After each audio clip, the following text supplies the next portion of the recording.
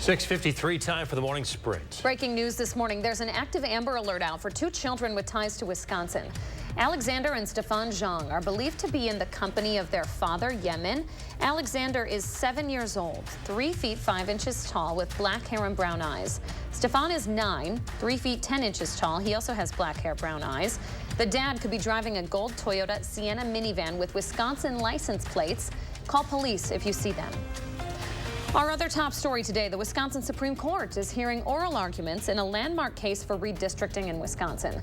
The case could alter the balance of power in the state capitol by throwing out Wisconsin's voting maps. Those districts control who can vote for which candidates. The current GOP-drawn maps have been called gerrymandered.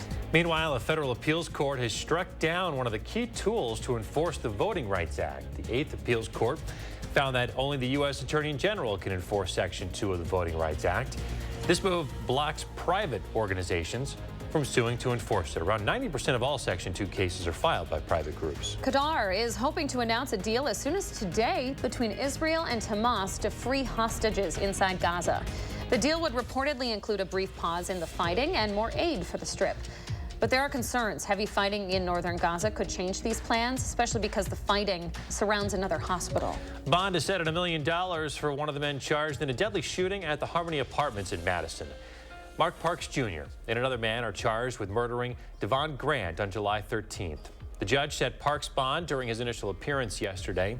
Parks will be back in court for a preliminary hearing November 28th. Also in Madison, the man found guilty of killing a woman in 2021 will receive his sentence today.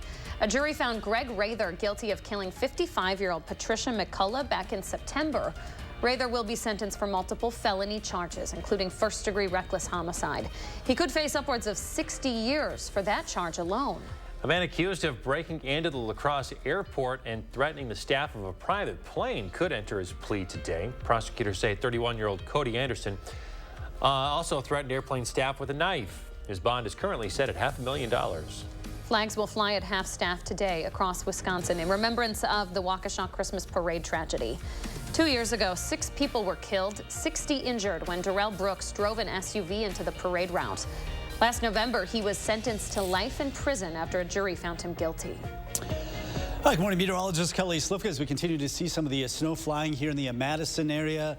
Some of the roads might be a little bit wet, a little bit slick because some of the slush that's been accumulating, mainly on the grassy surfaces, but temperatures are getting close to 32 this morning, so allow some extra time this morning as the roads might be a little bit slick. A lot of this will wind down between 8 and 9 o'clock. You can see on our future track.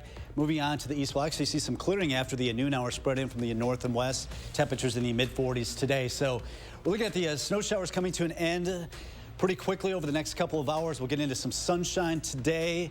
Mid-40s tomorrow, low 40s for Thanksgiving Day. Then it turns colder for the weekend. Temperatures in the low to mid-30s both Saturday and Sunday. Kelly, thanks so much. We're going to keep an eye on that snow, folks. Keep it here on News 3 Now for the latest.